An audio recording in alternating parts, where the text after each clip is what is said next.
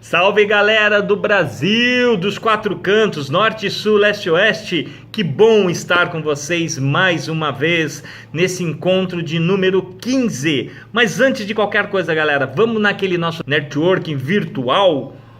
No presencial a gente tinha o café da manhã, que a gente trocava informação, trocava cartão. Agora no online, vamos lá no chat. Coloca teu nome, tua profissão, de onde você está falando. Se tiver perfil no LinkedIn, cola lá também. E vamos todo mundo se conhecer, que eu sei que tem gente do Brasil todo. Essa coisa de live a gente não tem limites, né? A gente é Brasil, é fora do Brasil. Então vamos nos conhecer dessa forma, tá bom? Importante também a avaliação. Entreguem a avaliação pra gente, vocês vão receber um link e essa avaliação vai dar direito a vocês concorrerem a um grande evento que a gente vai ter dia 19 de novembro, que é o RH Top Talks, que a gente vai trazer esse ano, Tecnologia e Employee Experience. O ano passado foi presencial, casa cheia, um dia todo a gente falando sobre People Analytics, e esse ano, galera, a gente tem gente bacana para poder falar sobre esse tema. É o dia todo também, é uma imersão no tema, olha, com Heineken, com BASF, com Deloitte, com Magalu, gente de primeira linha trazendo esse assunto tão importante hoje em dia. Então, entreguem a avaliação e vocês concorrem. Agora, setembro, eu tive a Luciana Sampaio, que foi a vencedora, e você também pode ser o vencedor agora, nesse final de outubro, tá bom? Antes da gente começar, eu quero agradecer aos nossos patrocinadores que estão confiando no trabalho do Grupo Top RH, através das palestras, através do prêmio Top of Mind de RH. Então eu agradeço o IBC, eu agradeço o Grupo Souza Lima, eu agradeço a Drogaria São Paulo e a AP Data que estão apoiando o evento de hoje. Vamos ver um videozinho deles? Diogo, solta aí pra nós.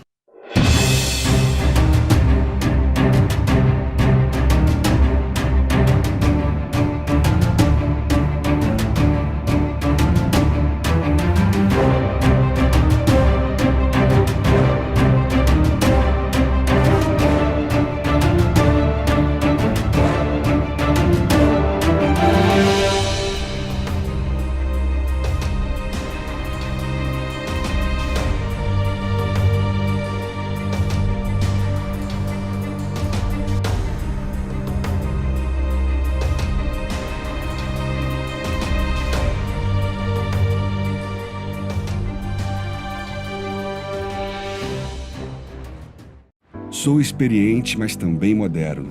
Sou inovação, ação. Sou nacional e sou fundamental. Sou forte. Sou diversos serviços e o melhor custo-benefício. Sou parceria e credibilidade. Sou a sua tranquilidade. Souza Lima, uma empresa líder com diversos serviços para todas as empresas. Sou tudo o que o seu negócio precisa. Grupo Souza Lima. Gente cuidando de gente. Sempre. Olá, eu sou o Thiago Almeida, gerente de convênios do Grupo DPSP, grupo formado pelas Drogarias Pacheco e Drogaria São Paulo, que tem como missão ser parceiro de saúde e bem-estar integral na saúde de todos os brasileiros. São mais de 1.350 lojas em 8 estados. Temos uma história de confiança no mercado de saúde com responsabilidade e orientação ao cliente. Um dos nossos produtos é o Convênio Farmácia, referência há mais de 20 anos no país. Além de contribuir com a gestão de saúde das empresas, esse benefício é um facilitador do acesso de medicamentos e produtos. Muito obrigado.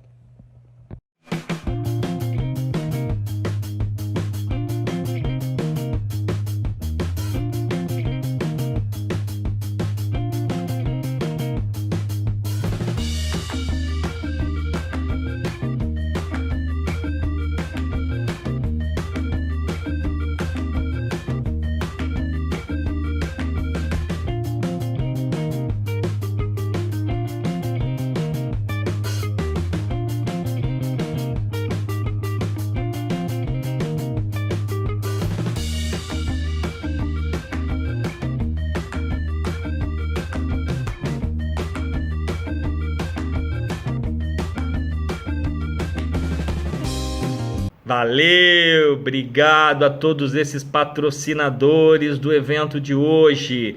Bom, então vamos lá? A gente está no encontro de número 15, infelizmente está acabando, galera. A gente tem 17, no total do ano. Agora, 12 de novembro a gente tem mais um e 8 de dezembro a gente tem o último. Corre lá no Simpla, se inscreva, tá? Para vocês poderem acompanhar essas últimas lives do encontro. E eu tô trazendo para vocês, então, a Tatiane Souza, e ela vai falar hoje sobre mapeamento comportamental com foco em desenvolvimento. Ela é CEO de um grupo de empresas que tem como ponto central, olha que legal, mudar o mundo a partir da transformação das pessoas. Gente, que bárbaro isso, hein?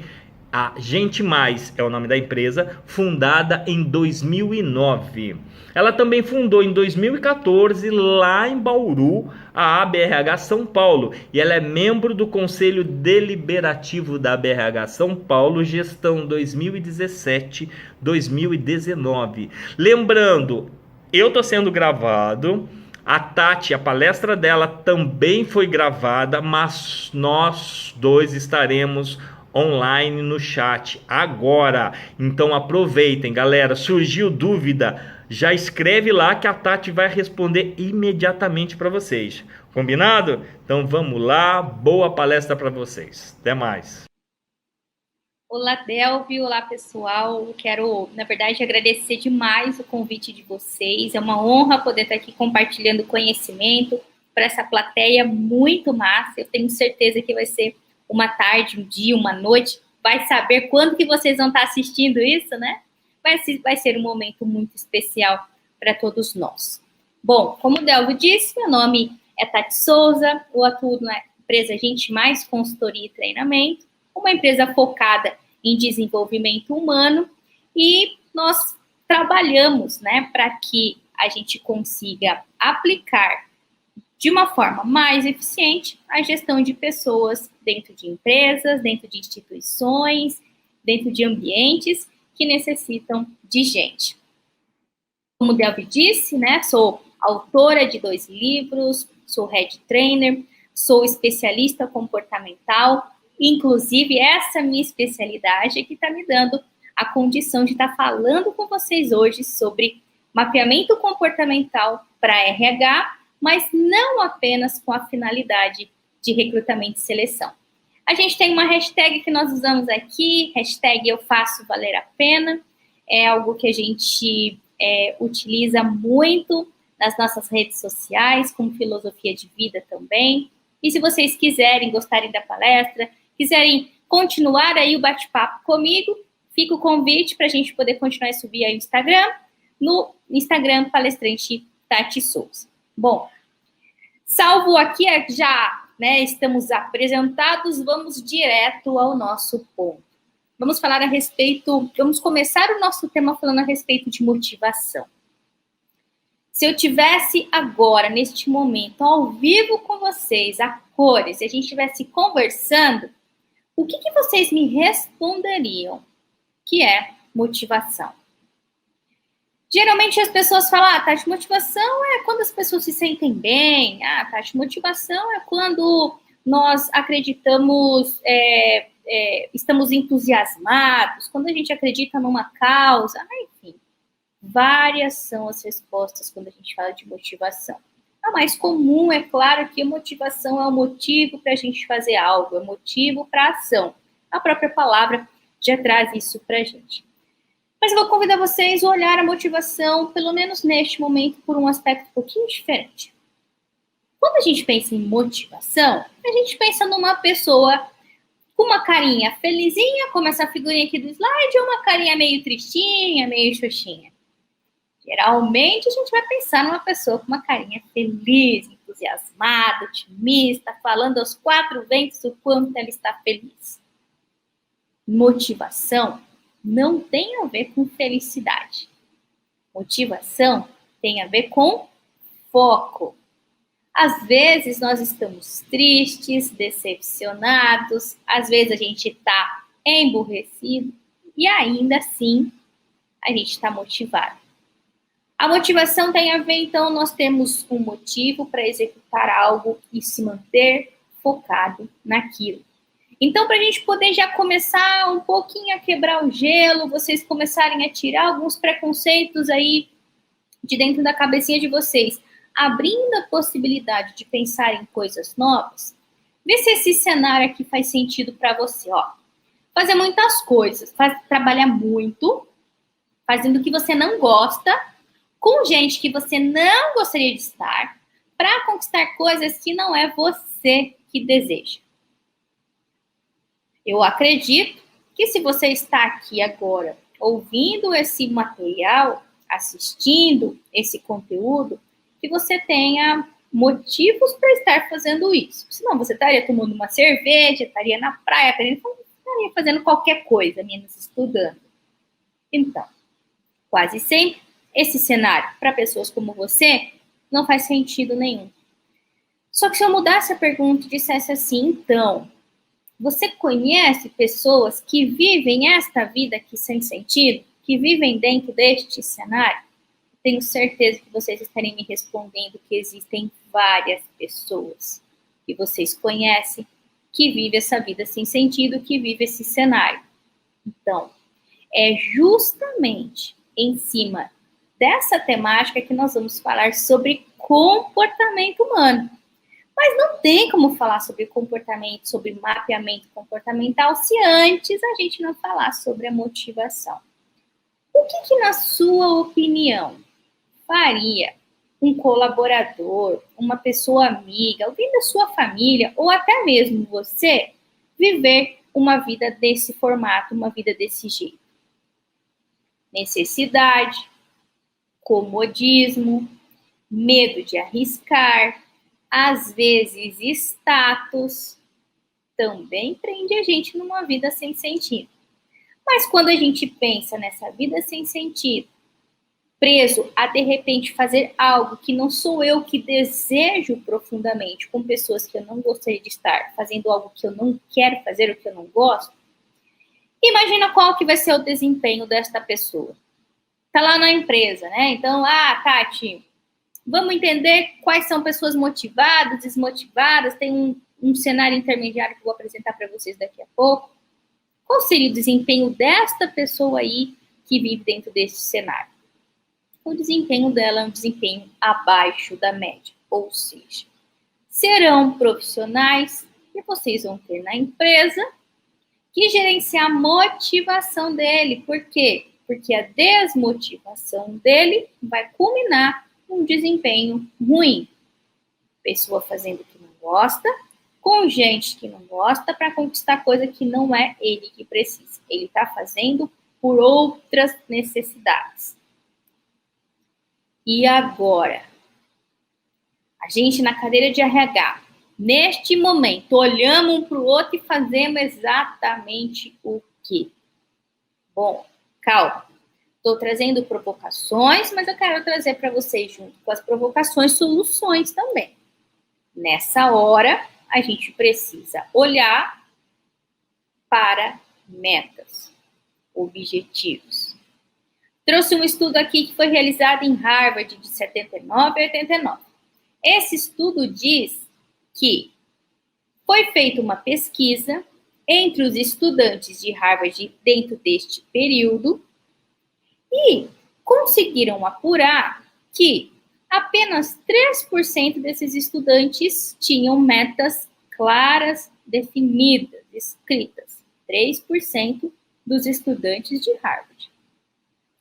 13% tinham metas, mas elas não estavam por escrito.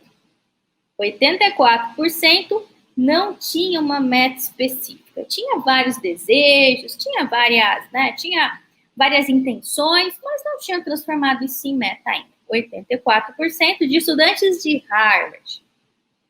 10 anos depois, esses pesquisadores voltaram a entrevistar esses alunos. E aí eles conseguiram constatar que os 13% que não tinham aquelas metas definidas ou não tinham aquelas metas escritas, eles estavam, em média, ganhando o dobro dos outros 84%, que não tinham metas específicas para a vida deles. Então, os 13% estavam ganhando o dobro. Os 3% que tinham metas claras e definidas não estavam apenas só mais felizes e realizados, como também estava ganhando, em média, 10 vezes mais do que os outros 97% juntos. Isso quer dizer que o poder das metas dentro da nossa vida, o poder das metas dentro de uma estrutura de recursos humanos é algo muito poderoso. Se você nunca parou para pensar nisso, este é um convite para você poder pensar sobre o poder das metas. Eu trago esse conceito um pouquinho melhor detalhado no meu primeiro livro, que é o Bora Fazer Valer a Pena, tudo bem? Mas eu quero deixar agora, eu quero poder conversar sobre isso com vocês neste momento. Então, se você não está com caneta, com lápis, com caderno, com papel na mão, corre e pega. Ah, Tati, mas depois eu vou reassistir o vídeo. Faz agora. Sabe por que faz agora? Você já está utilizando esse tempo para esse aprendizado. Então, completa a linha do aprendizado. Então, vai lá. Eu espero um pouquinho até você correr, pegar alguma coisa para anotar. Pode ser o bloco do celular também. Fique à vontade. Só não deixe ficar essas informações apenas passando pelo seu pensamento. Registra de alguma forma. Depois você vai ver que isso vai fazer uma diferença muito grande na sua vida. Então, vou lá. Vamos supor que nós temos lá na nossa empresa colaboradores naquele primeiro cenário que eu vou intitular como um cenário de pessoas desmotivadas, tudo bem? Sem um motivo próprio para poder agir. Então, nós estamos naquele cenário, chateadas, desempenho abaixo da média, e você vai tentar resgatar a vida, você vai tentar resgatar o resultado dessa galera. A pior coisa que você pode fazer para ela é você dar uma sugestão de algo que ela precisa fazer para a vida dela. Por quê? Se a vida dela não tem nenhum sentido, imagina a sua sugestão para a vida dela. Menos sentido ainda. Então, você deve começar a, enquanto recursos humanos, nos seus processos de desenvolvimento, inclusive de mapeamento comportamental, nos seus processos de PDI, nas suas devolutivas, nas suas rodas de conversa, enfim, nas ações que você tiver de desenvolvimento dentro da sua organização, começar a questionar as pessoas sobre aquilo que elas desejam. Então, como que a gente escreve, desenvolve esse método do metas? Primeiro, então, eu vou conversar com alguém sobre algo que ele deseja. Não sobre algo que ele não deseja, tem que ser algo que ele quer. As pessoas que vivem naquele primeiro cenário, elas têm muita dificuldade, inclusive de verbalizar o que elas querem. Primeiro que às vezes elas não se acham capazes daquilo, elas se sentem envergonhadas, ou às vezes elas estão confusas mesmo, e acabam não conseguindo desenvolver, de falar, né, explorar mais sobre isso. Então, você pode começar com desejos que, para a grande maioria das pessoas, podem ser até superficiais, mas aqui vale qualquer desejo. Que seja um desejo, de repente, de quitar uma dívida, de pagar a casa, de pagar a escola para o filho, de ter dinheiro para sair no final de semana, que seja um desejo, de repente, de pagar um tratamento de saúde para alguém querido. Explore que tipos de desejos essa pessoa, né, esse ser humano, esse profissional tem naquele momento. A gente vai usar esse desejo para, criar a motivação no camarada que está desmotivado e por isso o desempenho dele está ruim. Uma coisa que você nunca deve fazer para uma pessoa, falar para uma pessoa com desempenho ruim. Você precisa melhorar o seu desempenho. Eu preciso que você se dedique mais. São palavras que ele não vai compreender. Então, vamos falar um pouco mais da linguagem dele e eu vou tentar tirar dele o desejo. O que você deseja, fulano? O que você gostaria de ter que você ainda não tem neste momento da sua vida? Desejo é uma coisa que a gente ainda não tem. Se tem, não vai valer de desejo. Vai valer, né? Senão fica só é como se fosse tô falando qualquer coisa aí para essa menina parar de me perguntar coisas. Então, uma coisa que você queira nesse momento da sua vida que você ainda não tem. Ele vai lá e vai falar uma coisa para você. Tá bom. Agora a gente vai ajudar ele a continuar a linha de raciocínio. Para quê? Aumentar o nível de consciência daquele indivíduo. Um mapeamento comportamental. quando a gente não utiliza ele apenas para análise, ele serve principalmente para a gente aumentar o nível de consciência das pessoas. Ajudando ele aqui nesse aumento do nível de consciência, eu vou então ir para as escolhas. Tati, sabendo então que você tem esse desejo agora aqui, ó, de receber um aumento de salário, quais são as escolhas que você precisa fazer agora que vão colaborar com a probabilidade de você ter um aumento de salário? Essas escolhas têm a ver com algo que a Tati vai fazer para conseguir o aumento, não que eu vou delegar para outras pessoas. Senão não tira a pessoa daquele primeiro cenário, número 1. Então, a Tati vai ter que falar pelo menos 3, 4, 5 opções alternativas que ela escolhe fazer de diferente para se aproximar um pouco mais do desejo dela. Uma vez que ela fez essas escolhas, eu vou precisar testar. Testar o quê? Testar o nível de compromisso daquela pessoa com as escolhas que ela fez e testar a probabilidade dessa pessoa colocar aquelas escolhas em ação. Às vezes eu escolho uma coisa que eu acho que vai ser simples, mas na hora de colocar em prática não é tão simples assim. O teste, ele vai justamente avaliar se eu preciso fazer novas escolhas ou se eu dou conta daquelas escolhas que eu determinei fazer. De novo, aqui, aumento de consciência. Não adianta você achar que pode se você não vai colocar aquilo em prática. Então, nesse teste, a gente quer testar o nível de compromisso daquela pessoa com o quê? Comigo? Com a empresa? Neste momento, não. Com a meta dela, que vai repercutir na vida dela. Uma vez que eu testei, fez sentido, ela vai dar conta, ela vai conseguir realmente dar sequência naquelas escolhas, a gente vai para um plano de ação. Desenvolver um plano de ação para a pessoa poder ter por escrito aquilo que ela deseja. Lembra dos 3% de Harvard? Eu estou ajudando essas pessoas agora a materializarem os seus desejos. Então, eu vou escrever com ela um plano de ação. No final desse processo todo, dessa conversa, desse bate-papo que eu vou ter com os colaboradores, individualmente, coletivamente, eu vou perguntar para eles sobre o sentimento deles. Qual que é o seu sentimento? Você está motivado, desmotivado, está feliz? O que você está sentindo agora que você tem um plano de ação claro, específico, definido, e você percebeu que você é o único responsável por atingir o seu desejo, por conquistar o seu desejo. E você espera a pessoa verbalizar. Para que a pessoa se comprometa com a meta, com o desejo, esse sentimento tem que ser um sentimento impulsionador. Se for um sentimento negativo, a probabilidade é dela sentir o desejo de saber o que ela tem que fazer e ainda assim não fazer.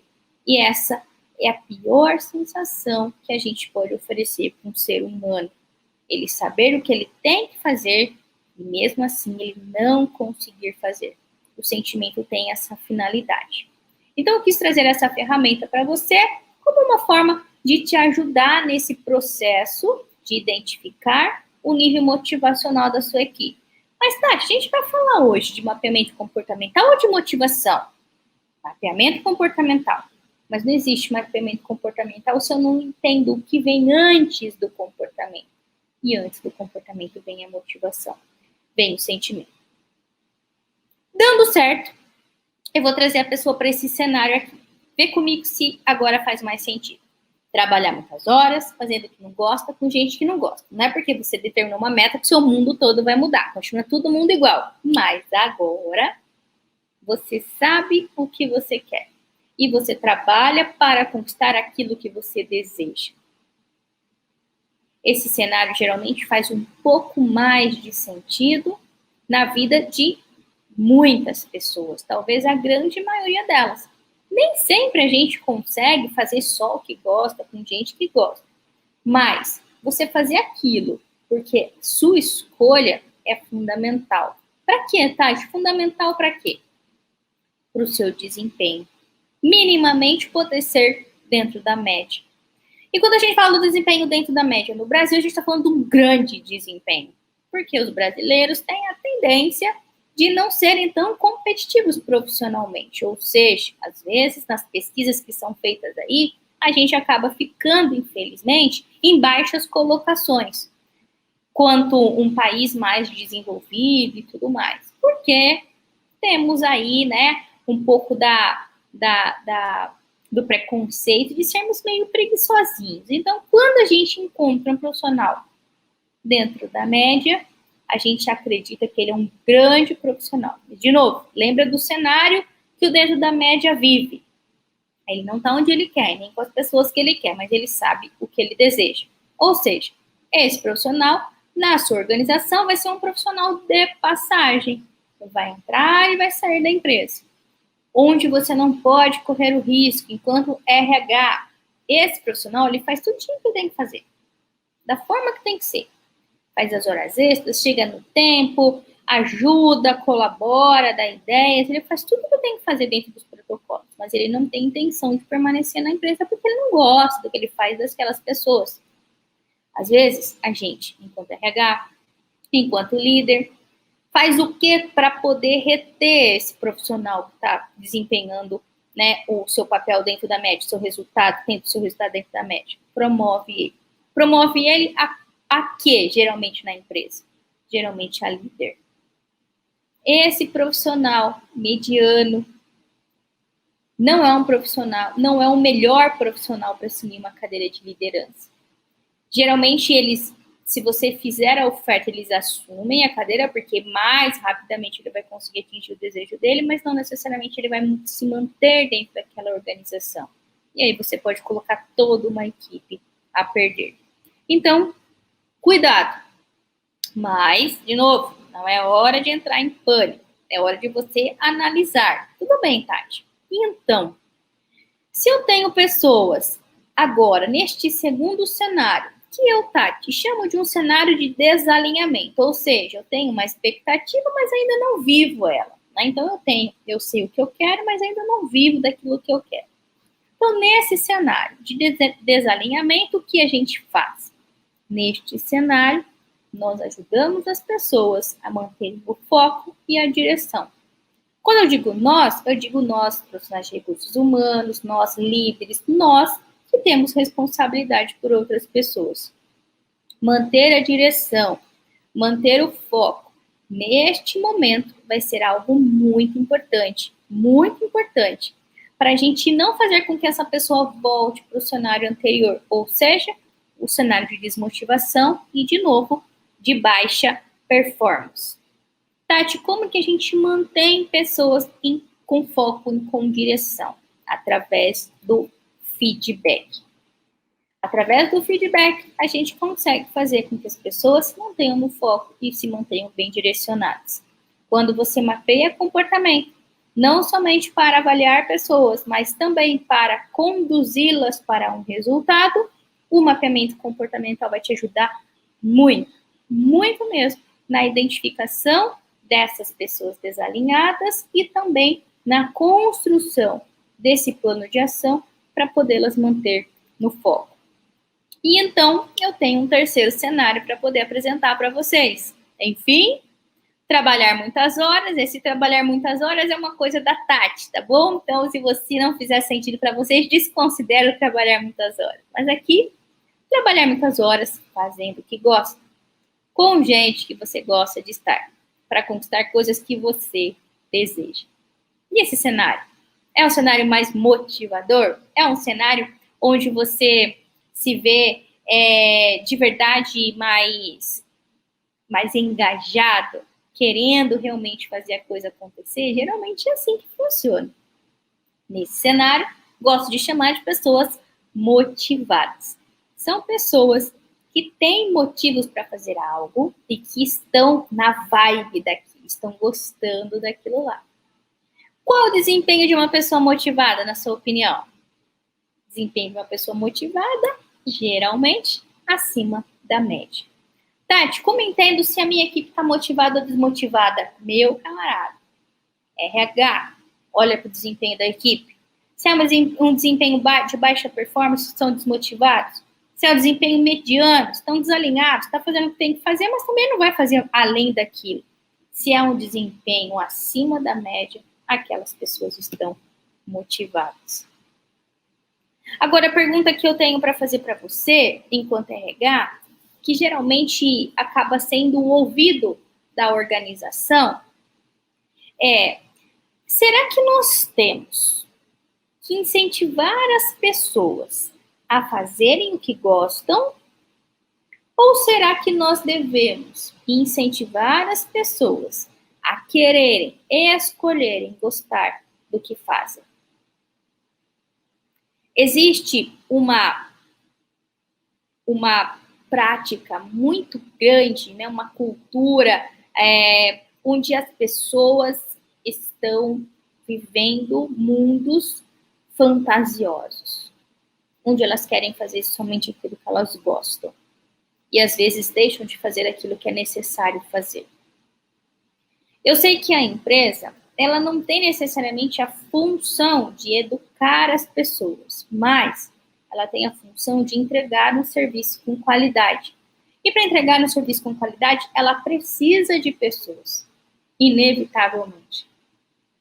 Se ela precisa de pessoas, quer dizer que ela vai ter que ajudar essas pessoas com uma revisão da sua educação. E às vezes tem a ver com a gente parar para pensar de uma forma diferente. Se eu passar a querer gostar um pouco mais daquilo que eu faço, será que eu consigo fazer aquilo com mais qualidade? Será que aquilo pode me dar um pouco mais de prazer? Ou será que eu vou ficar o tempo todo querendo realmente fazer apenas aquilo que me dá prazer? Que eu vou fazer 1, 2, 3 vezes e depois eu não vou conseguir dar mais conta daquilo.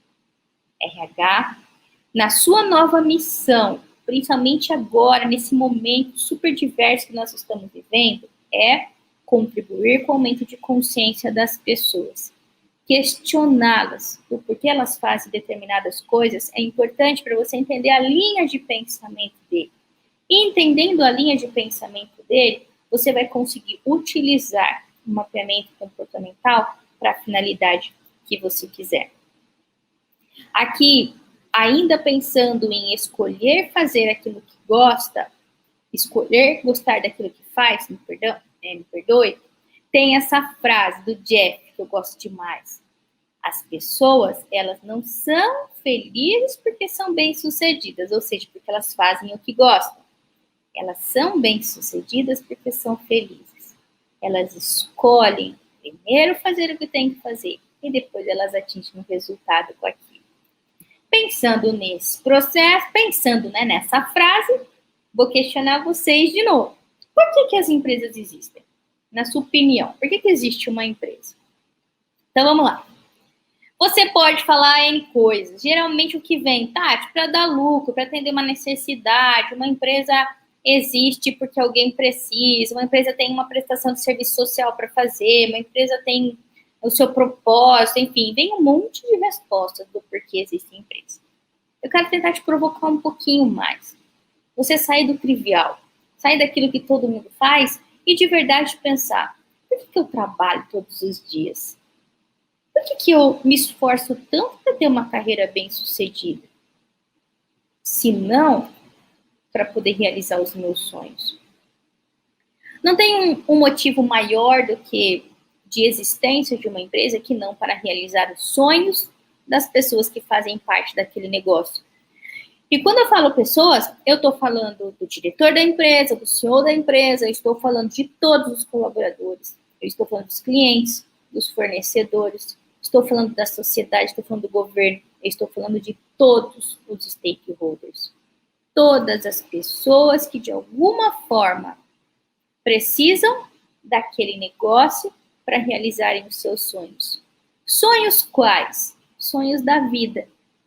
Não sei se já te questionaram sobre isso, mas geralmente eu faço isso com os meus clientes. O seu emprego não é o seu sonho. Ou pelo menos não deveria ser. Se você é um empresário, a sua empresa, o seu negócio, não é o seu sonho. Ou pelo menos não deveria ser. O seu sonho do emprego, o seu sonho da empresa é o que você conquista através do seu trabalho. Quando você resolveu abrir um negócio, você tinha um sonho com aquilo, de realizar o quê? Será que você já realizou aquilo e não renovou os sonhos? E aí começou a achar que a sua empresa era o seu sonho? Será que você, RH, líder, pessoal que está assistindo o nosso encontro de hoje, será que vocês esqueceram do motivo que fez com que vocês escolhessem essa profissão, mandassem o currículo para essa empresa e trabalhassem nesse lugar? De novo, seu trabalho não deve ser o seu sonho, sua empresa não deve ser o seu sonho. O que você faz a partir do resultado que você consegue através do seu trabalho, isso sim é que tem que ter muito motivo para você. É isso sim que deve ser algo importante para você. No RH, infelizmente, a gente acaba discutindo muito pouco, falando muito pouco, estimulando muito pouco as pessoas a sonharem. Porque por algum motivo a gente entendeu que a vida profissional e a vida pessoal acontece de uma forma paralela, distinta, separada. Não é assim. Eu trabalho porque eu tenho motivos pessoais. O meu trabalho me dá condição de realizar esses meus motivos pessoais. E eu preciso, enquanto recursos humanos, estabelecer esses diálogos. Porque esses diálogos vão conseguir me fazer compreender melhor os comportamentos das pessoas. E aí a gente entra um pouco mais afinco no nosso tema principal.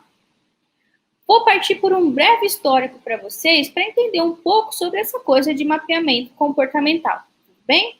Então a gente fala que desde sempre o ser humano tem necessidade de se compreender, de se autocompreender, de compreender as outras pessoas. Quando a gente fala de mapeamento comportamental, a gente está falando que existem alguns padrões de comportamento, onde quando eu consigo mapear esses padrões de comportamento, eu vou anteceder comportamentos futuros. Mapeamento comportamental. Entender qual é a caixinha que aquela pessoa está mais confortável para poder antever comportamentos futuros dela. Se a gente, então, pensar nessa questão histórica, e a gente for para uma bibliografia mais antiga, da Grécia e tudo mais, a gente vai ver comportamentos humanos sendo comparados a elementos da natureza. Fogo, a terra, a água, o ar. Evoluindo na história, a gente vai para Hipócrates, que traz aí dentro dos seus perfis 4 deles que eu trouxe aqui numa linha de correlação, já que a gente vai falar do DISC principalmente hoje. Então, a gente está falando que Hipócrates traz o colérico, sanguíneo, fleumático, melancólico. Para quem estudou já esse conceito ótimo, para quem ainda não conhece muito bem, eu vou convidar vocês a assistirem um filme massa pra caramba, que chama Divertidamente. Foi desenhado, foi feito em cima do conceito de Hipócrates. Evoluindo um pouco mais ainda, nós temos já o nosso famoso Jung, que traz o produtor, o sensitivo, intuitivo e o analítico, até a gente cair no Williams Marston, que traz para a gente o conceito do DISC, dominância, influência, estabilidade e conformidade. Tati, por que você trabalha com o DISC? A gente vai falar de mapeamento comportamental aqui, e nesse momento eu quero deixar muito, mas é muito mesmo claro para vocês que não importa a ferramenta que você utilize para mapear comportamento na sua organização. Importa que você tenha pelo menos uma. O que não dá é para ficar somente no senso comum, na percepção, porque você perde vantagem competitiva enquanto RH. Então, eu gosto de trabalhar com o DISC, conheço outros conceitos também, atuo com outras ferramentas, mas eu gosto de trabalhar com o DISC. Independente de DISC, eu quero que você compreenda que essa palestra vai te ajudar em qualquer mapeamento comportamental que você fizer, tudo bem? Então, entendendo um pouco mais essa questão do histórico, vamos para o contexto organizacional. Peter Drucker disse para a gente já há algumas décadas atrás que As pessoas são contratadas pelas suas habilidades técnicas, mas são demitidas pelos seus comportamentos. Se a gente parasse para olhar isso hoje dentro da nossa organização, isso continua sendo uma verdade? Eu acredito que se você tiver puxado para a linha de consciência de verdade mesmo, você vai ter concordado com a frase de Peter Drucker. Sim, a gente contrata as pessoas pelos seus currículos, pela sua capacidade técnica, pelo seu estudo, pelas suas experiências. Quando a gente tem que mandar essas pessoas embora, a gente manda essas pessoas embora por causa de falhas comportamentais, pelos seus comportamentos não estarem alinhados àquilo que a empresa necessitou. Então, entendendo mais sobre esse conceito, faz sentido que as organizações precisam desenvolver práticas de mapeamentos comportamentais desde a seleção para poderem ter melhores resultados nas suas organizações. Mas é desde a seleção, não é apenas na seleção. Porque os nossos comportamentos, eles continuam sendo desenvolvidos.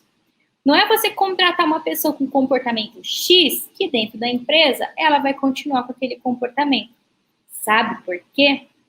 Porque os nossos comportamentos, eles são um conjunto de ações e de reações que a gente pode observar e que são provocados através da interação de estímulo e resposta.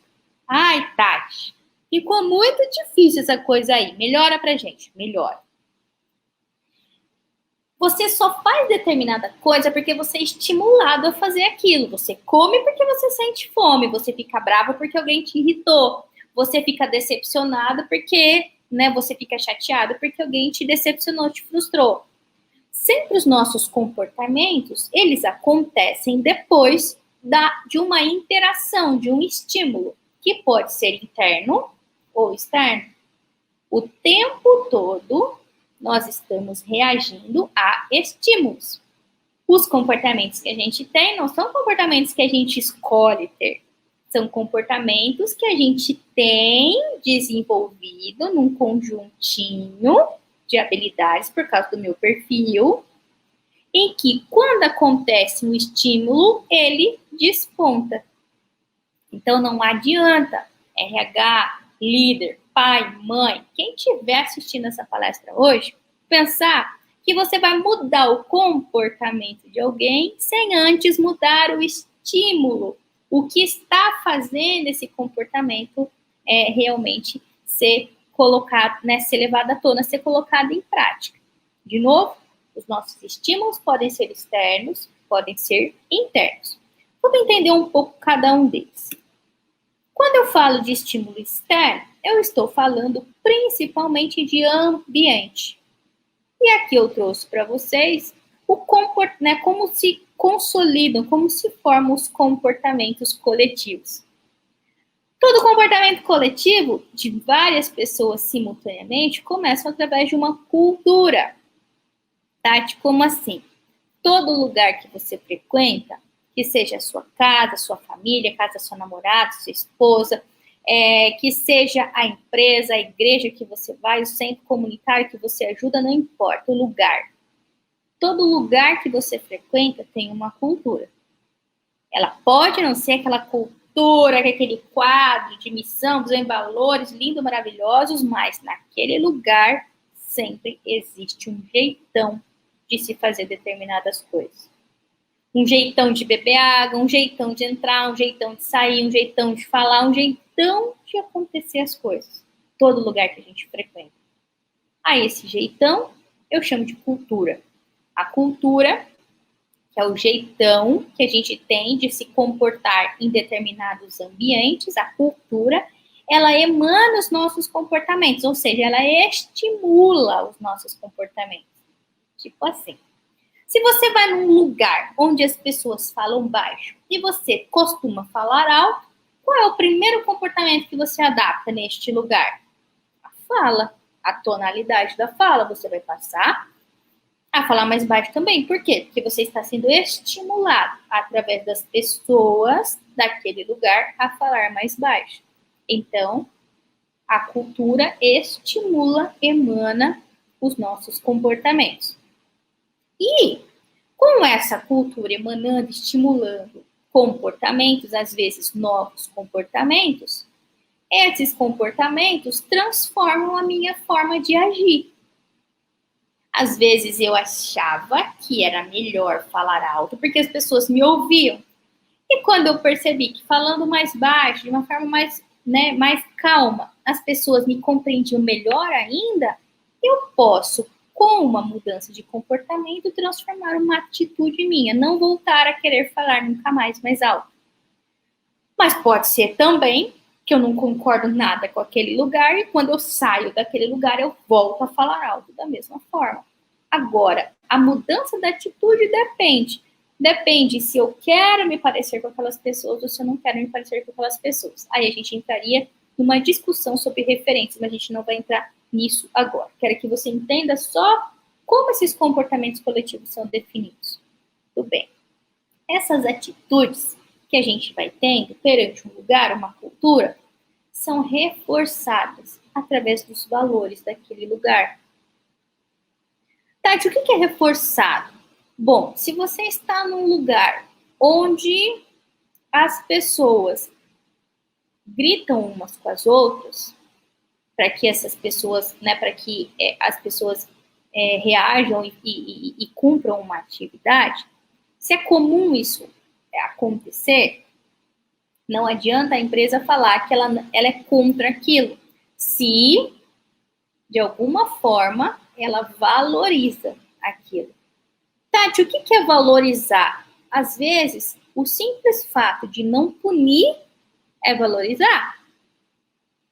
Tudo no lugar pode ou não pode. Tá certo ou tá errado. Não vai existir um meio termo. E a empresa faz isso o tempo todo.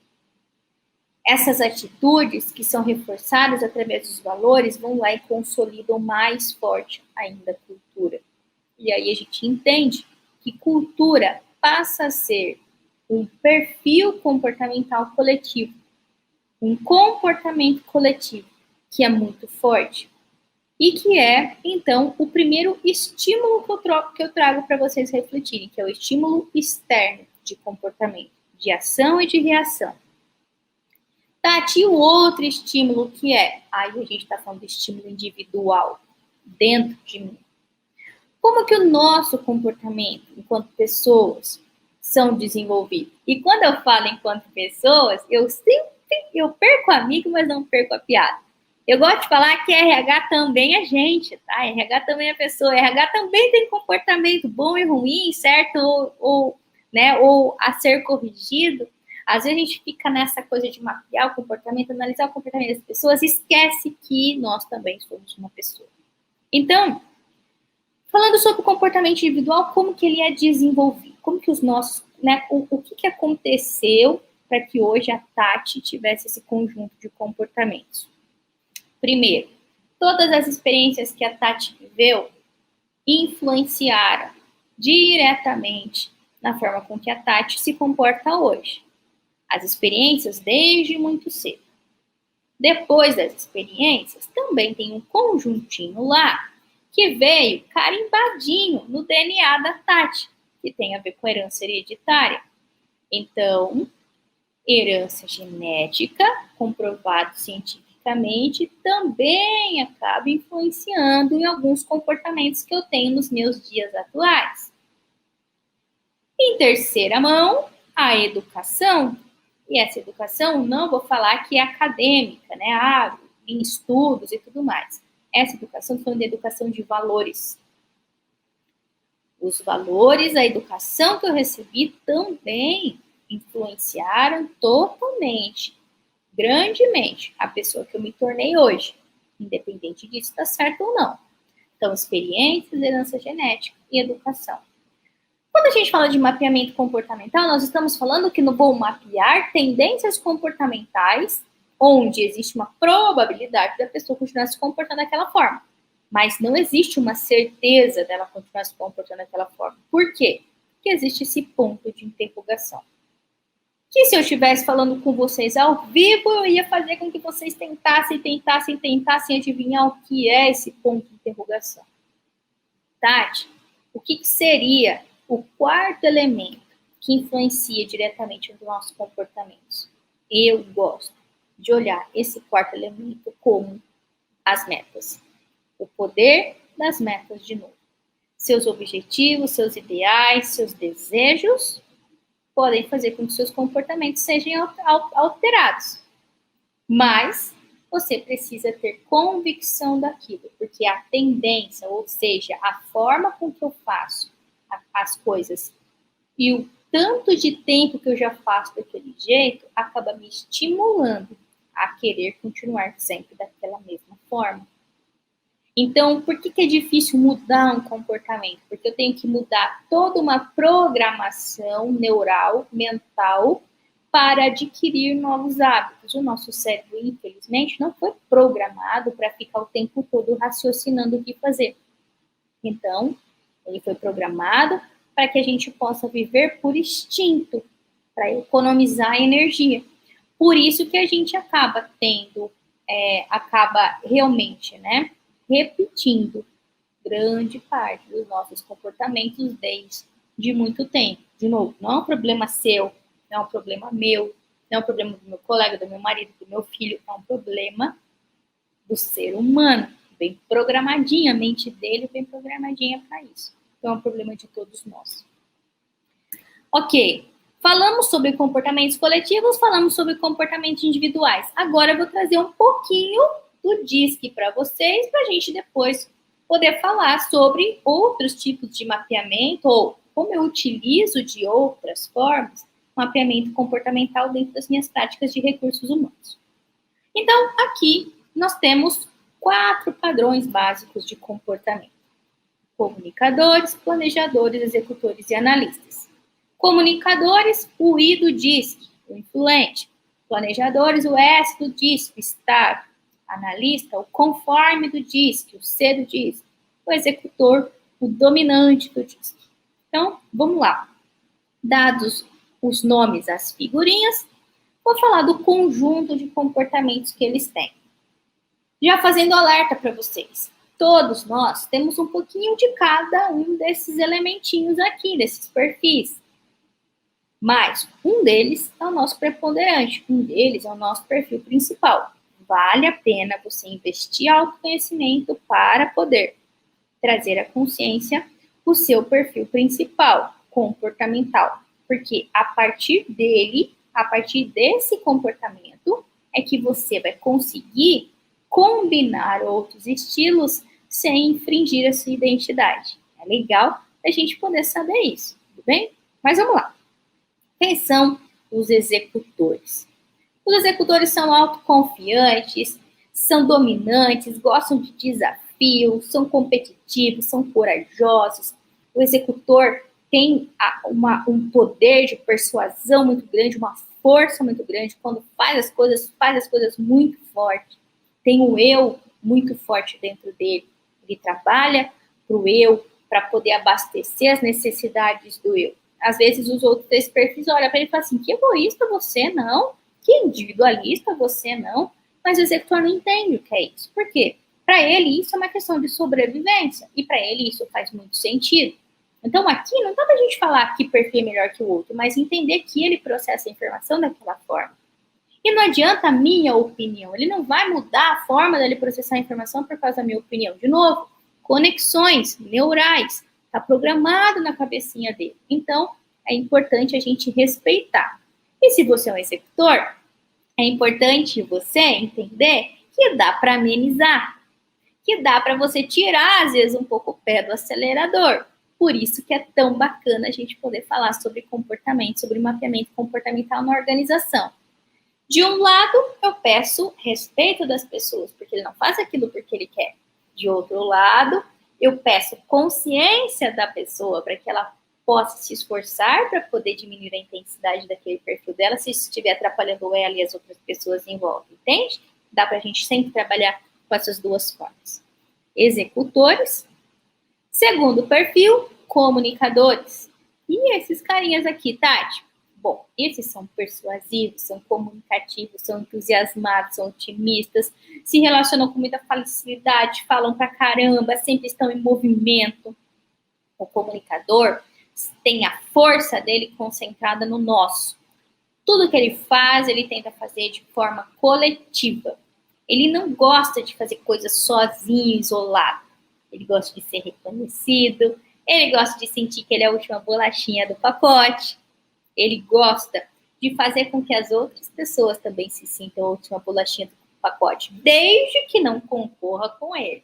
Porque ele acaba tendo essa necessidade do reconhecimento das outras pessoas. Os comunicadores geralmente são muito gente boa. São piadistas, são divertidos, são animados. Por isso a gente precisa aproveitar melhor as habilidades desses comunicadores. E aí a gente vai pro ladinho do comunicador, os planejadores. Quem são os planejadores? Os planejadores são estáveis, são pacientes, são calmos, têm um ritmo muito consistente, são conservadores. Os planejadores adoram conhecer o começo, meio e fim para fazer algo com a máxima qualidade. O comunicador é muito empático, ele ouve com uma qualidade muito grande. Os planejadores ouvem com uma qualidade muito grande. Os planejadores, eles acabam sendo felizes, se sentindo feliz, vendo as outras pessoas felizes. Então, o planejador, ele tem um certo estilo de se colocar em segundo lugar. De novo, aqui a gente não está avaliando se é certo ou se é errado, a gente está falando como a pessoa faz. E esses planejadores fazem as coisas desse jeito.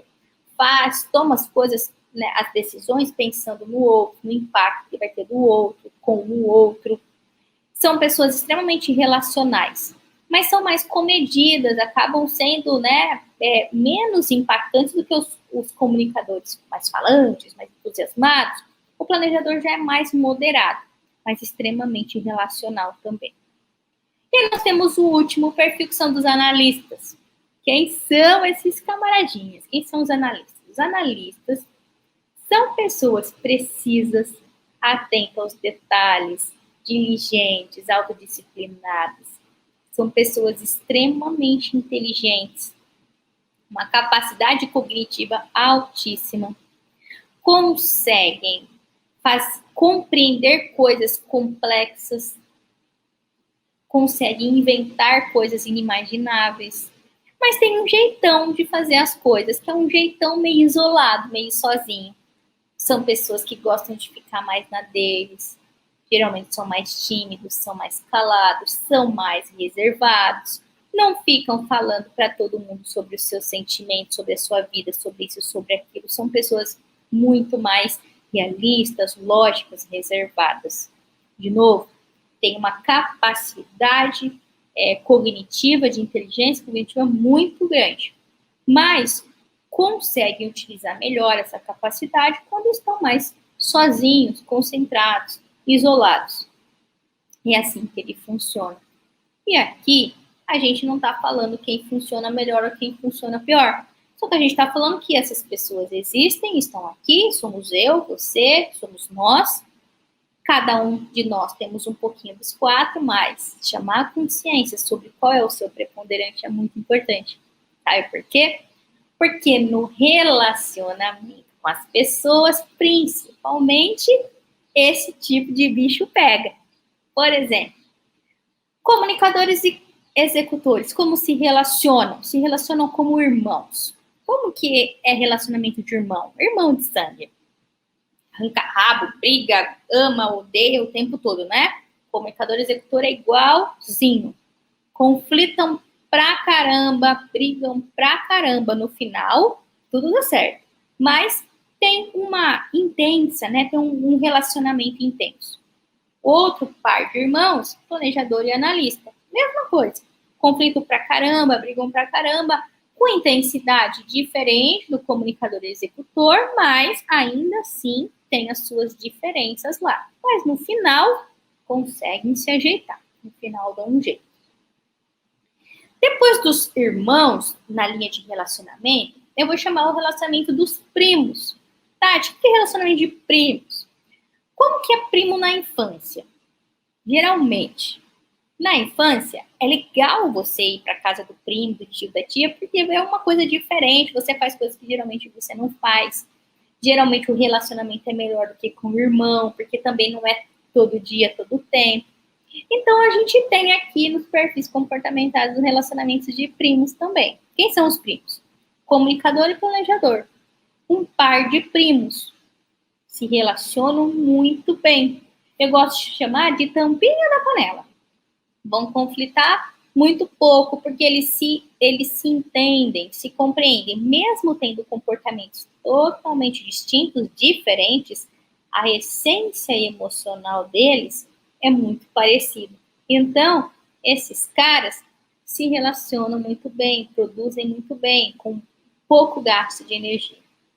A outra duplinha de primos são executores e analistas. Inverso do comunicador e planejador, executor e analista é lógico, racional, pragmático. Então, mesmo eles sendo muito diferentes nos seus comportamentos, se compreendem com muita facilidade. Ou seja, formam duplas de trabalho, casais, amigos e tudo mais, com bastante afinidades. Quando que eu costumo falar que dá um problema gigante? E aí é importante você compreender, porque a nossa avó antes chamava isso do santo bater. Agora eu estou falando um pouco mais em questões de ciência com vocês. Mas quando a gente acaba se relacionando, como eu estou dando tudo nome de família aqui, não me entendam mal, tudo bem? Mas eu vou continuar a analogia da família. Continuando a analogia da família, o que dá um pau geral é quando a gente coloca para se relacionar os perfis cunhados. Os perfis cruzados, uma brincadeira, para a gente poder entender que, tipo assim, tem nada a ver um com o outro. Vai dar um pau gigante e vai ter um gasto, um dispêndio de energia muito grande para se relacionar. Quem são os primos? Comunicador e analista são primos. Comunicador gosta de falar, gosta de mexer, gosta de saber da vida do outro, gosta de falar da vida dele e tudo mais. E o analista, ponderado, reservado e tudo mais. Quando esses dois se colocam para relacionar, dá pau. O comunicador acha que o analista é um chato. O analista acha que o comunicador é um sem noção. E o RH fica onde? Fica no meio disso tudo aí. Tati, mas numa empresa não vai fazer só de comunicadores, de planejadores, tem que fazer um pouco de cada, não tem? Tem. Mas eu preciso me preocupar com a engenharia dessas equipes para poder fazê-las o mais fluídas possível. Se eu tenho um líder comunicador com um subordinado analista, existe uma probabilidade grande dele não conseguir, do comunicador não conseguir valorizar esse analista. E de uma probabilidade muito grande desse analista não respeitar esse líder comunicador. E eu, enquanto RH, preciso ficar atento a isso. Os outros pares de perfis cruzados, planejador e executor. Executor, tudo para ontem, rápido, correndo, e a gente tem que entregar, e vamos lá que vai dar certo, e pau que tora. E o planejador, começo, meio e fim, quer fazer com qualidade, quer fazer com afinco. Não vai dar certo. O executor vai achar que o planejador é um mole, é um devagar, e fala assim, não, Tati, ô louco, ele fica demorando demais para entregar as coisas, eu não vou pegar e vou fazer. E o planejador olha para o executor daquele jeito, todo atropelado, e acredita que ele seja um mal educado, um ogro. Fala, Tati, não dá para eu poder respeitar ele, ele é um mal educado, Tati. Não tem como a gente se relacionar com qualidade. E aí existe toda essa questão de investimento de energia. Compreende que é importante o RH compreender e fazer essas analogias para que ele possa, de verdade, contribuir com esses alinhamentos organizacionais. E isso não tem a ver somente com recrutamento e seleção. Isso tem a ver com o desenvolvimento de equipe. Por que a gente precisa de uma ferramenta? Falei um monte, sobre aspectos mais voltados a essa questão do mapeamento comportamental. Mas por que a gente precisa de uma ferramenta? Porque a ferramenta vai trazer estatística para a gente, vai trazer informações que não é minha opinião, do fulano ou do ciclano. Quando a gente trabalha no RH com estatística, a gente consegue uma aderência muito maior. Então, sempre que eu faço uma apelação, Tati, vou dar um exemplo do DISC, tudo bem? Se vocês quiserem receber um mapeamento comportamental, que seja um mapeamento comportamental estatístico, esse que eu estou falando para vocês, ou um formulário para você aplicar mapeamentos comportamentais de outras pessoas que vocês queiram e vocês próprios, gratuitos na equipe, sem você ter que investir financeiramente, manda um inbox para mim lá, manda um direct para mim, no @palestrante Tati Souza, a gente troca a figurinha, eu pego as informações que precisa e a gente faz isso, tudo bem? Então, dá para mapear comportamento sem você precisar investir numa ferramenta. Mas vocês que fizerem os dois tipos de mapeamento vão perceber que a qualidade da informação é diferente. A informação é a mesma informação. A qualidade dela muda.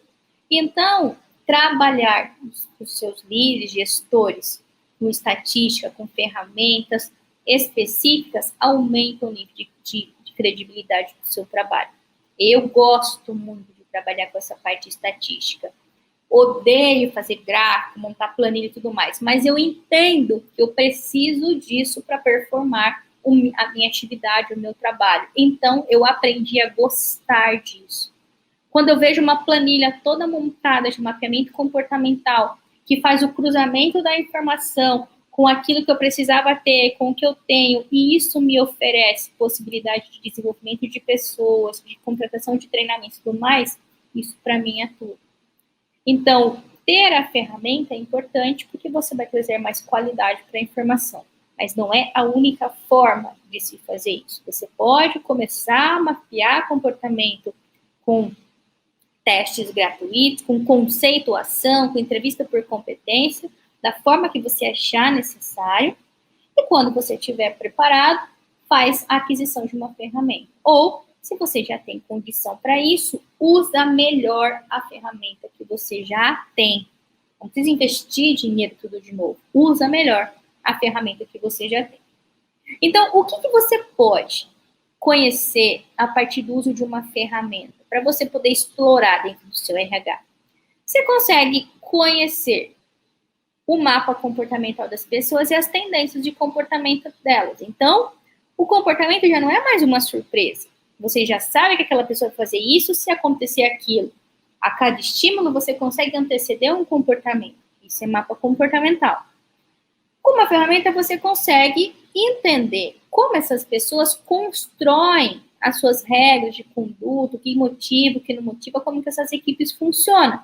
Por quê? Existem 4 padrões, se vocês utilizarem essa ferramenta diz, 4 padrões de comportamento. Dentro desses 4 padrões de comportamento, o que cada um deles gosta e o que não gosta. Então, você consegue fazer essa construção das regras de conduta. Você consegue entender como que essas pessoas se relacionam. Você consegue entender quais são as suas habilidades básicas. Você entende qual é o trabalho, o ambiente de trabalho preferido para aquelas pessoas e como que elas se comportam dentro daquele ambiente. Como elas reagem sob pressão, como elas lidam com as mudanças que acontecem no dia a dia, quais são as áreas de talento daquelas pessoas, quais são os mapas de competências dela, como elas se encontram naquele momento, seus estilos de liderança. São muitas informações que você consegue a partir do uso de uma ferramenta. Mas, Tati, se eu não tenho a ferramenta, eu vou também conseguir entender as tendências comportamentais, mas eu vou precisar utilizar um conceito para isso daí. E aí você vai estudar em cima do conceito que for mais atrativo para você. A partir do conhecimento, a partir de você compreender o como essas pessoas funcionam, o que elas gostam, o que elas não gostam, você pode utilizar essa metodologia em vários processos.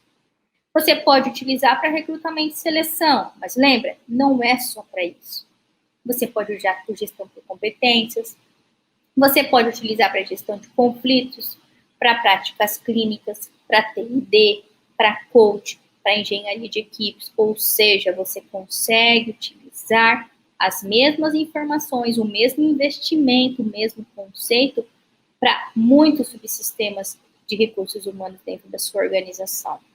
É um pecado, eu falo que é um pecado, utilizar mapeamento comportamental ou testes comportamentais apenas para recrutamento e seleção.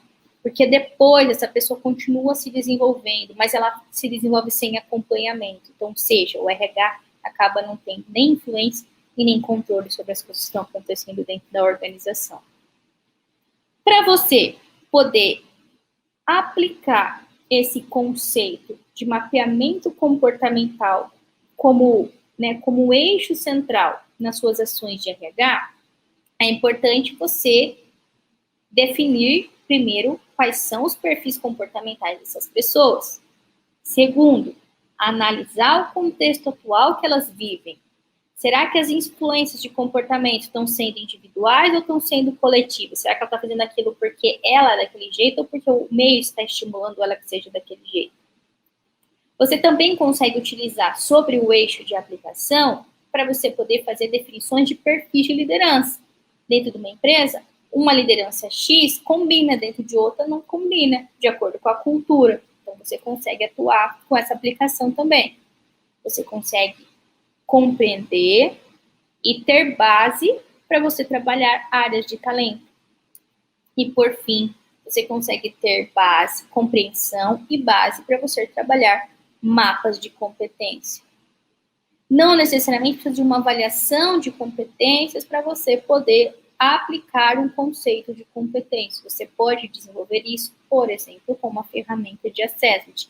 E aí existem, de novo, N no mercado que são bacanas. A gente trabalha com o DISC, mas eu quero que fique claro para vocês que qualquer ferramenta que você escolha hoje vai ser muito melhor do que você usar ferramenta nenhuma, qualquer que você escolha. Mas não adianta você ter ferramenta se você não tem processo. Não adianta ter ferramenta se você não tem o que fazer com essa ferramenta. E parece um pouco antagônico, exagerado, mas assim, grande parte dos RHs hoje, infelizmente, tem ferramenta, mas não tem processo para aquilo. Então, quer dizer que o resultado daquela aplicação acaba sendo muito pequeno e às vezes a organização nem percebe como valor. O que é um processo para você poder trabalhar com mapeamento comportamental? A etapa número 1 de tudo é o mapeamento. Sem você identificar quem são essas pessoas, não tem nada, não tem o que fazer. Como que eu vou melhorar aquelas pessoas se eu nem sei quem são elas? Como melhorar os comportamentos delas se eu não sei nem quais são os comportamentos que elas estão? Se estão individuais ou são coletivos, estão sendo provocados pelo meio, são individuais, né? São de ação da pessoa. Então, primeiro passo, mapear. E depois de mapear, eu tenho que definir um parâmetro para eu comparar esse mapeamento, para eu poder falar assim, isso serve, isso não, isso é bom, isso é ruim. Eu preciso ter essa definição de parâmetro para eu poder fazer esse depara. Estou dessa forma, mas eu gostaria que a pessoa estivesse desta forma. Eu tenho esses comportamentos, mas eu gostaria de ter esses comportamentos. Estágio número 2, definir parâmetros. Estágio número 3, depois que eu mapeei e que eu defini os parâmetros, eu preciso investir tempo para analisar aquelas informações. Ricas são as informações quando a gente para prestar atenção nela. Então, a análise é algo importante do processo de mapeamento comportamental. Não dá para você ir para a etapa 4, que é o desenvolver, se antes você não analisar exatamente o que pode estar acontecendo com essas pessoas.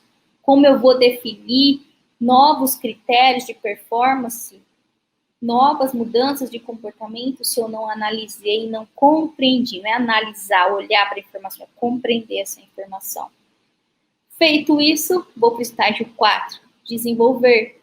A partir desse processo, aí eu já vou utilizar o mapeamento comportamental como pré-requisito para desenvolver novas competências naquelas pessoas, novas habilidades, novos comportamentos, novas atitudes, novo mindset, nova forma de reagir conforme determinadas situações. Mapear, definir, analisar e desenvolver. Tudo isso para que de verdade a gente possa fazer com que as pessoas queiram se comprometer com os seus processos de desenvolvimento. A curva da mudança, que geralmente acaba fazendo com que a gente se sinta surpreso, a primeira parte de toda ela é negação, raiva, boicote, ceticismo, ou seja, tudo que é negativo, tudo que faz com que a pessoa pare, estagne, não continue. A segunda parte da curva da mudança, que é a curva positiva, começa na experimentação. Então, o que é minha sugestão para você?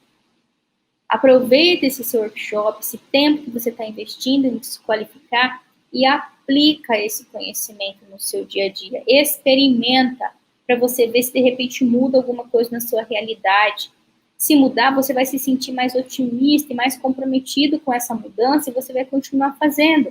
Se esse conhecimento entrar na gaveta, só aqui na linha de pensamento, vai cair no esquecimento e de intenção, né? A mudança não acontece na intenção, a mudança acontece na ação. Então, compreenda que todo ser humano funciona igualzinho. A primeira parte de tudo que ele sabe que ele precisa mudar, os primeiros sentimentos são negativos. Só depois é que vem os sentimentos positivos. Então, deixa acontecer contigo.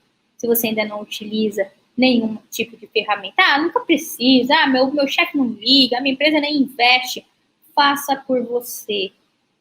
Vai ser uma grande tendência nos próximos anos. Principalmente, a gente está vendo, né, como tem crescido a necessidade das pessoas falarem sobre comportamento, sobre sentimento, sobre muitas coisas. Mapear comportamento é a base. É como começa tudo isso. Para você poder virar a chave. E aí, para essa virada de chave, o que precisa, né? Primeiro, você tem que entender o que você quer. Para você não ficar nesse movimento de efeito sanfona. Vai, volta, faz, não faz, quer, não quer. Entenda o que você quer. Para focar. Focar em quê? Focar em se tornar uma empresa, uma pessoa, um RH bem-sucedido. Você precisa colocar em ação aquilo que você tem de intenção. Só sonhar não adianta. Tem que sonhar e realizar. E para facilitar esse sonho e essa realização, a gente tem esse método que está escrito também no primeiro livro do conceito, aquele mesmo que eu exploro metas, que é o conceito-chave, que começa com o conhecimento, que é a necessidade do saber, igual o chá das competências, exatamente na mesma proporção. Primeiro, você precisa conhecer algo para depois você querer colocar esse algo em prática. Conhecer e não colocar em prática não faz de você uma pessoa competente, não faz de você uma pessoa bem-sucedida. Então, a partir do conhecimento que vocês estão buscando hoje, por exemplo, o estímulo é coloca esse conhecimento em prática. E então observa suas atitudes. O querer fazer realmente alguma coisa acontecer naquilo. Que seja por você, que seja pela empresa que você trabalha, que seja pela sua empregabilidade. Não, a gente vai falar de motivos daqui a pouquinho, mas tenha a atitude de pessoas que queiram fazer as coisas, e as coisas de forma diferente, para a gente poder chegar no porquê fazer aquilo. Toda vez que a gente escolhe fazer uma coisa, tem que ter um porquê por trás dessa coisa. Então, qual é o seu porquê? Por que você, enquanto RH, quer de verdade fazer com que aconteça um mapeamento comportamental e as pessoas se desenvolvam a partir dele? Só você tem essa resposta. E por fim, não menos importante, que finaliza, né, com o E da chave, engajamento. Onde e com quem você escolhe colocar todos esses seus desejos em prática, todos esses estágios em prática. Às vezes, a gente só não está no lugar certo. Não é que não dá certo. A gente não pode falar assim, mas nunca deu certo. Não, mas isso não dá certo. Às vezes a gente não está no lugar certo. Às vezes a gente não está a pessoa certa ainda. Então, se relacionar com quem já faz, com quem consegue, com quem acredita, empresas que já fazem, é importante para você poder fechar esse ciclo, escolher as pessoas certas para poder você vencer os seus desafios. E aí, Qual é o propósito que vai direcionar o seu RH a partir de agora? Conhecimento você tem. Informações você tem. Mas, Tati, ainda faltam mais informações. Ótimo, você pode aprofundar isso. Você pode fazer uma formação de analista comportamental. Você pode ter, fazer uma mentoria. Você tem várias formas de desenvolver ainda mais esse conhecimento. Mas, antes disso, você já conseguiu definir qual é o propósito que direciona o seu RH? Lembra? 3% apenas das pessoas acabam tendo isso de uma forma clara, definida, escrita no papel. Qual é a sua forma? Qual é a sua forma de escrever tudo isso? E agora, depende unicamente de vocês. Eu quero, Tati, o que eu vou fazer com toda essa informação? Poxa, ótima pergunta. Avalia quais são os recursos que você tem, avalia quais serão seus principais projetos a partir de 2021, avalia onde e como você quer estar daqui a alguns anos, para você poder colocar tudo isso em prática. E claro, se precisarem da nossa ajuda, estou aqui justamente para isso. É uma honra, é um prazer muito, muito grande poder estar aqui compartilhando conhecimento com todos vocês. Eu acredito demais que o futuro é humano, que a gente vai conseguir conquistar muitas coisas juntos, unidos, a gente vai conseguir superar todos os desafios. Quero deixar aqui todas as minhas redes sociais novamente, ou no meu Instagram, que eu estou trabalhando nele um pouquinho mais, que é o Palestrante Tati Souza, mas vocês conseguem me encontrar no LinkedIn também, no YouTube, no Facebook também, como Palestrante Tati Souza. Vou deixar o meu e-mail, vou deixar o meu WhatsApp, enfim, quero ficar à disposição de vocês, para que realmente, se precisarem de algum apoio, que eu possa ser essa ponte que vai trazer cada vez mais informações para todos vocês. Quero agradecer demais, Delvio, meninos, pelo convite, pela oportunidade de poder falar um pouco sobre aquilo que eu amo fazer e que espero que tenha feito sentido aí para todos vocês. Que maravilha de palestra, Tati! Gratidão por toda essa informação que você trouxe, que conteúdo valioso. Eu tenho certeza que vocês gostaram, não, galera? Então, por favor, preencha a avaliação, dê esse feedback para nós, porque além da gente poder saber o que vocês pensaram a respeito, vocês também estarão concorrendo à entrada no RH Top Talks dia 19 de novembro, como eu falei no início. A gente está trazendo o tema Tecnologia e Employee Experience, uma imersão no assunto, tá? Das 9 às 19, no dia 19 de novembro. Tá bom? A gente tem gente bacana, como eu disse, Heineken, BASF, Deloitte, Magalu. Então corre lá. Caso você não seja sorteado e quiser assistir a mais esse evento online, vai lá no Simpla, coloque lá RH Top Talks, faz a sua inscrição e vem conosco para esse grande evento do grupo Top RH dia 19/11. Tá bom? Agradeço a presença de vocês, muito obrigado, galera, muito obrigado, Tati, e muito obrigado aos nossos patrocinadores de hoje, IBC, Grupo Souza Lima, Drogaria São Paulo e Apedata. Lembrando que a gente tem o nosso penúltimo encontro, dia 12 de novembro, com a Carol Mantiola, falando sobre protagonismo do RH. O que o RH pode aprender com vendas? Olha que legal, tá bom? Beijos, abraços, agradeço aí Norte, Sul, Leste, Oeste, a galera toda do Brasil empenhada em se informar, mesmo cada um dentro da tua casa, mas aí, ligado nas nossas lives. Obrigado e até a próxima.